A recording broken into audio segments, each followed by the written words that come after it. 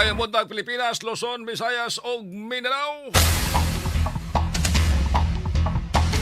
Enero 3 nga ni kasama ang Atty. Ropil Fernandez Baniok. Ako na si Radyo Man Buin Alguno. Kita'y temporaryo makiguban karong adlaw.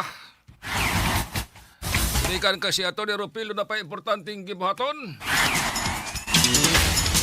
Mga dagkong balita nga ato ang gisundan, may labot ang lungsod o ang nasod. Cebu Governor Pambre 4 o Vice Governor Glenn Suco, bisan man naglahi ang partido. Apan susama nga dunay positibong panglantaw alang sa sugbo karong tuiga nga nitutok sa panaghiusa. Economic recovery o disiplinado nga panggobyerno alang sa paghatod og serbisyo sa mga konstituente niini. Cebu City Mayor Nestor Archival mo pa imbestigar sa na-viral nga video kalabot sa pagdakop sa usa ka water vendor dinha sa May Plaza, Sugbo. Maton ni Archival samtang gibase sa ordinansa ang pagdakop nila apan di sab kini angayang gamitan og manghinobrang kusog. Angay i-review na nimo din ha, Mayor. I-review palihog sab ang ato ang vending ordinance. Doon na ba'y katungod ang probe para i-confiscate ang tinda sa mga ambulant vendors nga makalapas sa vending ordinance?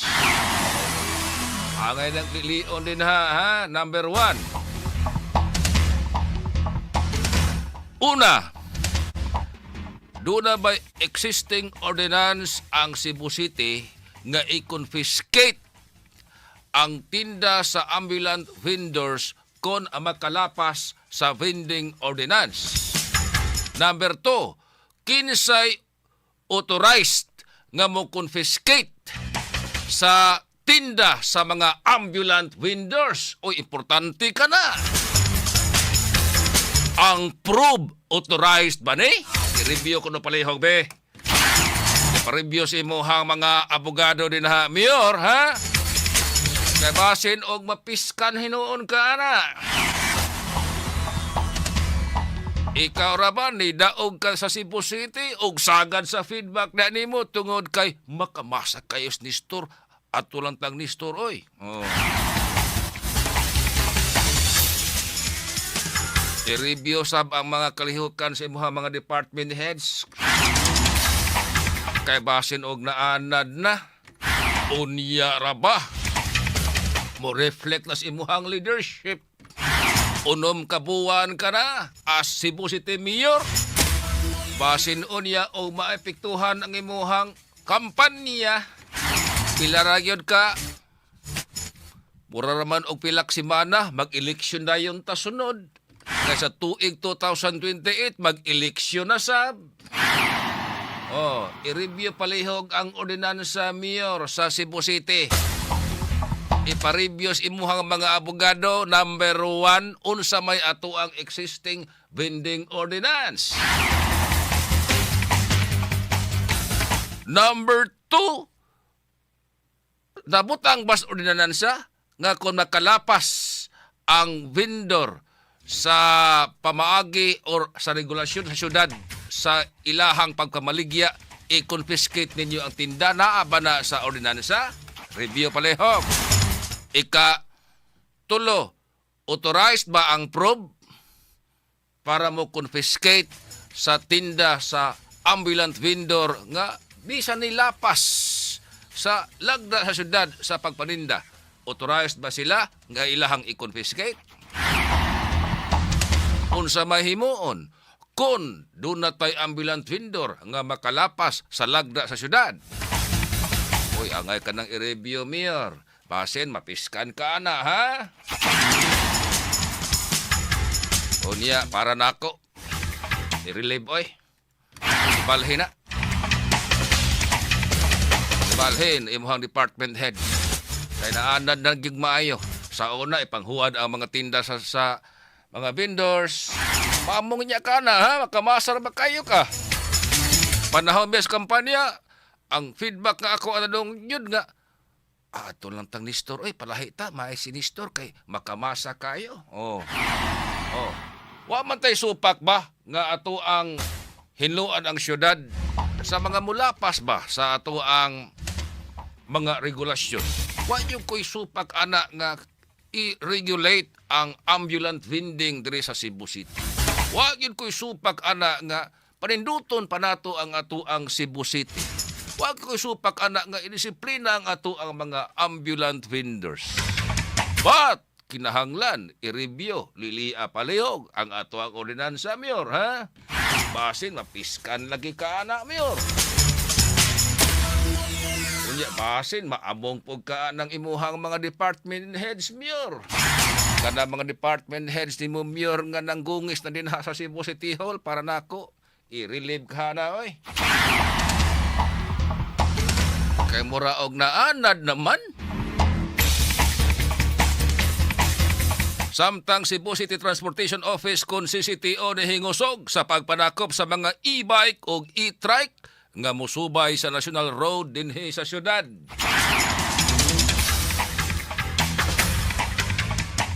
Lokal nga kagamhanan sa dakbayan sa Sugbo ana-ana sa 70% sa pagpangandam ni ini alang sa mga kalihukan sa Fiesta Senior. 10,000 ka mga pulis ipakatap aron paghatag og igong seguridad alang sa mga kalihukan. Matang lawas sa usa ka lalaki napalgan kini sa sapa sa pahina sa Nicolas diri sa dakbayan sa Sugbo. Wa paghapon mailhi sa pagkakaron. Samtang kagahapon sa kalit ka pagbunok sa kusog nga uwan ni dahili na usab ang yuta dito sa Toledo Manipis Road. Pantay mo ha kay doon ay mga porsyon na gidinhas manipis nga risgo kayo sa landslide. Samtang sa Kauluhan Ombudsman Jesus Crispin Remulla nihimakak nga nadak kinis tambalanan samtang nikatap sa social media kagahapon. Ihulagway ang maong nga report nga nikatap sa social media fake news. O nagharaba kayo nga ang unang response no nga fake news, fake news nya ito dili fake. Samtang 70% sa mga disgrasya sa kadalanan atol sa holiday season naglambigit og mga motorsiklo. Uban god kay nakainom gikan Christmas party. Unya labi na og tao-tao nga nagtagay kasama ni store. Pag uli kadlaw na gawas nga nakainom na daan, duka na. Wa na, sarasay dayon. Kongresista Tubit Tiangco na mahayag nga di na bag-o nga ang mga sakop sa ubos bay Balaoranan makadawat og minilyon ka pisos nga allowance. Gikan sa bonus allowance na po ni. Matagi gayon nga dunay pag-break sa session sa Kongreso. Amo na ni naandan ni ay. Ha? Dili na ni bag-o ni ay sa tupa normal ra gyud kayo. Ha? Normal ra gyud ay kayo nga matag Pasko dunay bonus nga minilyon ato ang mga kongresista. Kaysa nangaging Pasko 2 million man to ilahang bonus. Unya normal ra pud kayo nga mangurakot sila sa kwartas gobyerno. Normal pag kayo ng ilang tulison ang mga magbubuhis. Paano ato ang hinganlag mga tulisan, oy? Oh. Kaya nga ato ang mga balaod sa Pilipinas in English, manggod. Oh. O ako, doon ay mga tanan ako unsa kahay binisayaan ng graft and corruption. Ako ang gagawin ng inon. Anao lang na to ni, oy, pag binisaya, oy, kawatan o tulisan. Kawatan o tulisan sa ato ang buhis. Yawa na nila, no? Minilyon ilahang bonus. Unsa man na? Di man nagikan. Di sa na gikan sa gold bar ni BBM. Gikan ginas ato ang buhis. Samtang naghigwaos, tagmaay diri sa kalisod. Sa yun na rin ang ilahang bonus nga tag 2 million. Kuyawa ha? Unya kong naapa, hurot na. O kuyawa ha? Ang ilang pang Noche Buena, 2 million man. Mo nag-ingot si TI nga ang Noche Buena pwede ra makaigo na ang 500. Nga ato ang ganyan mga kongresista ang ilang Noche Buena tag 2 million kanay.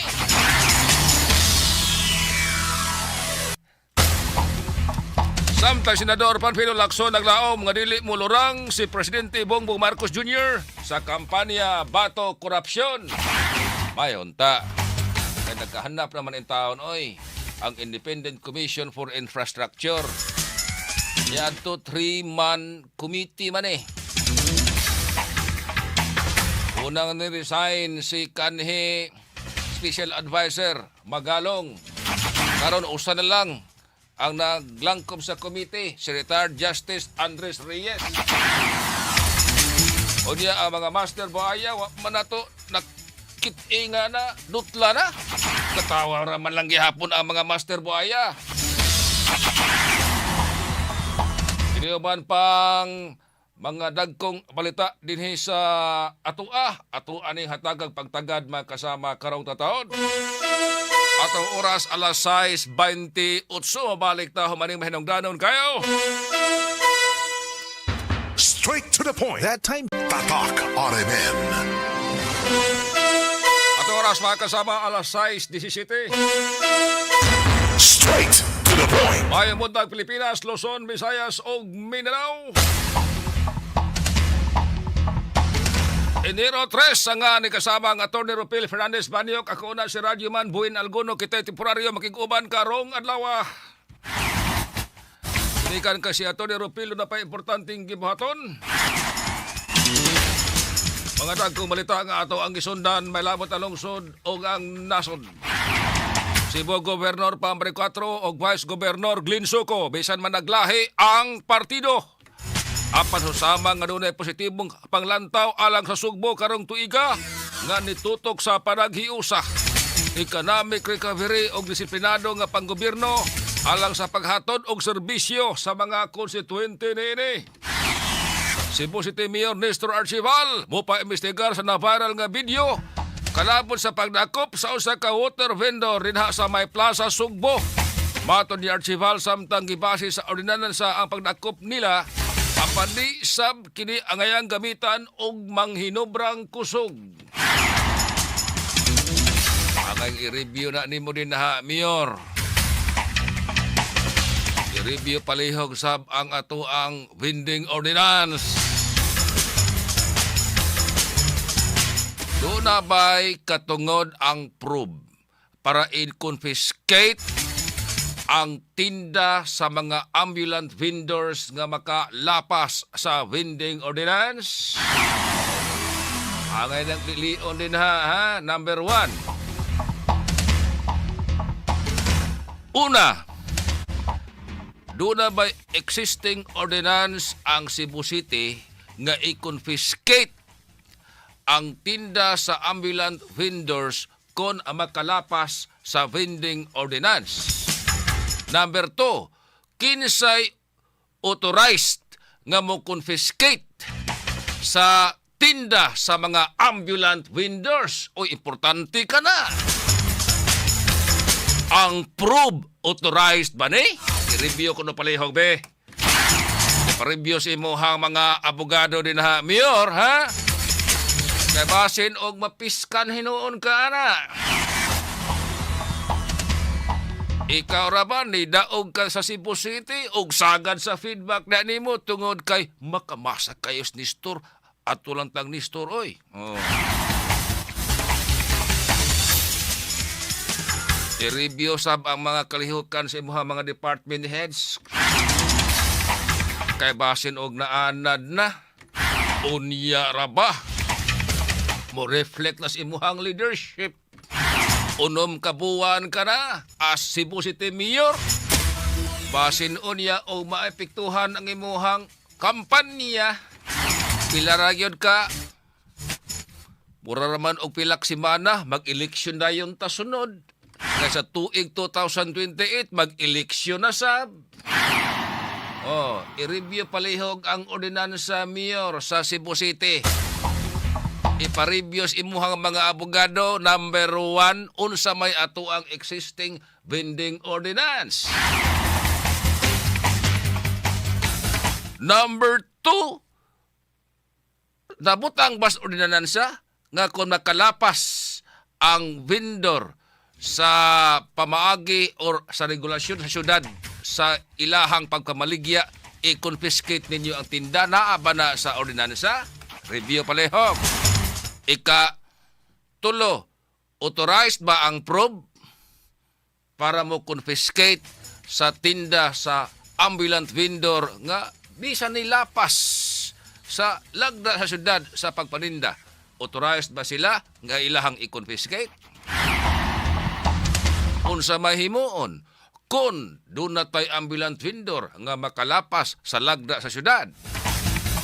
Uy, angay ka ng i-review, Mayor. Basin, mapiskan ka na, ha? O niya, para na ako. I-relieve, oy. Balhin na. Balhin, imuhang department head.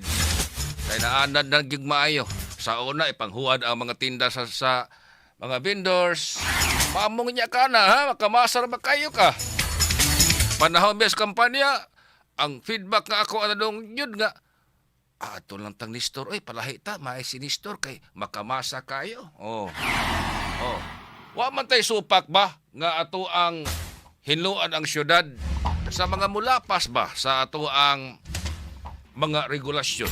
Wa yung ko'y supak ana nga i-regulate ang ambulant vending diri sa Cebu City.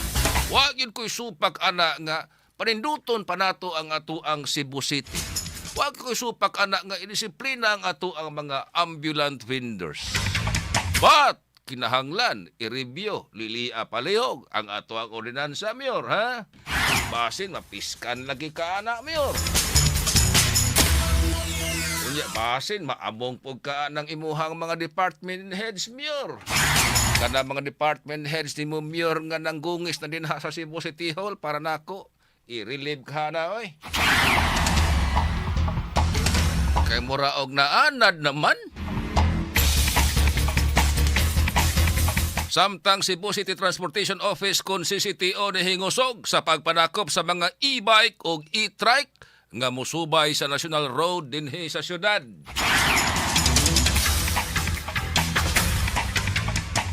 Lokal nga kagamhanan sa dakbayan sa Sugbo ana-ana sa 70% sa pagpangandam niini. Alang sa mga kalihukan sa Fiesta Senior, 10,000 ka mga pulis ipakatap. Aron paghatag og igong seguridad alang sa mga kalihukan. Patang lawas sa usa ka lalaki napalgan kini sa sapa sa pahina sa Nicolas diri sa dakbayan sa Sugbo. Wa paghapon mailhi sa pagkakaron. Samtang kagahapon sa kalit nga pagbunok sa kusog nga uwan ni dahili na usab ang yuta dito sa Toledo, Manipis Road. Pantay mo ha kay doon ay mga porsyon na gidinhas manipis nga risgo kayo sa landslide. Samtang sa Kauluhan Ombudsman Jesus Crispin Remulla nihimakak nga nadakinis tambalanan samtang nikatap sa social media kagahapon. Ihulagway ang mga report nga nikatap sa social media. Fake news. O, nagharabag kayo nga ang unang response no nga fake news. Fake news. Jadi ito dili fake. Samtang 70% sa mga disgrasyas kadalanan atol sa holiday season naglambigit og mga motorsiklo. Uban god kay nakainom gikan Christmas party. Unya labi na og tao-tao nga nagtagay kasama ni Store. Pag uli kadlaw na gawas nga nakainom na daan, duka na. Wa na, sarasay dayon. Kongresista Tubit Tiangco na mahayag nga di na bag-o nga ang mga sakop sa ubos bay Balaoranan makadawat og minilyon ka pisos nga allowance gikan sa bonus allowance na pud ni. Matagi gayon nga dunay pag-break sa session sa Kongreso. Amo na niya naandan di ay. Ha? Dili na ni bag-o di ay sa tupa normal ra gyud kayo. Ha? Normal ra gyud ay kayo nga matag Pasko dunay bonus nga minilyon ato ang mga kongresista. Kaysa nangaging Pasko 2 million man to ilahang bonus. Unya normal ra pud kayo nga mangurakot sila sa kwartas gobyerno. Normal po kayong ilahang tulison ang mga magububuhis. Paano ato ang hinganlag mga tulisan, oy? Oh. Kaya nga to ang mga balaod sa Pilipinas in English, manggod. Oh. O ako, doon ay mga tanan ako unsa kahay binisayaan ng graft and corruption. Ako ang gagawin inon. Anaon na to ni, oy, pag binisaya, oy, kawatan og tulisan. Kawatan og tulisan sa ato ang buhis. Kaya wa nila, no? Binilyon ilahang bonus. Unsa man na? Di man nagikan. Di sa na gikan sa gold bar ni BBM. Gikan ginas ato ang buhis. Samtang naghigwaos, tagmaayo diri sa kalisod. Sa yun na rin ang ilahang bonus nga tag 2 million. Kuyawa ha? Unya kong naapa, hurot na. O kuyawa ha? Ang ilang pang Noche Buena, 2 million man. Kung nag-ingot titiay nga ang Noche Buena pwede ra makakaigo na ang 500. Nga ato ang ganyan mga kongresista ang ilang Noche Buena pag 2 million kanay.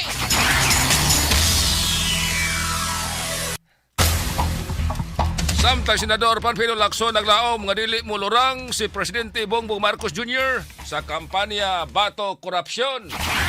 Mayonta. Kaya nagkahanap naman in taon, oy, ang Independent Commission for Infrastructure. Yan to 3-man committee man eh. Unang niresign si kanhi Special Advisor Magalong. Karon usa na lang ang naglangkom sa committee, si retired Justice Andres Reyes. O niya ang mga master buhaya, man na to nakit-inga na, dutla na. Katawa raman lang gihapon ang mga master buhaya. Iniuban pang mga dagkong balita dinhi sa ato aning hatagag pagtagad makasama karong tataon.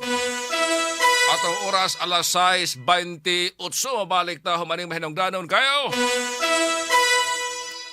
Straight to the point.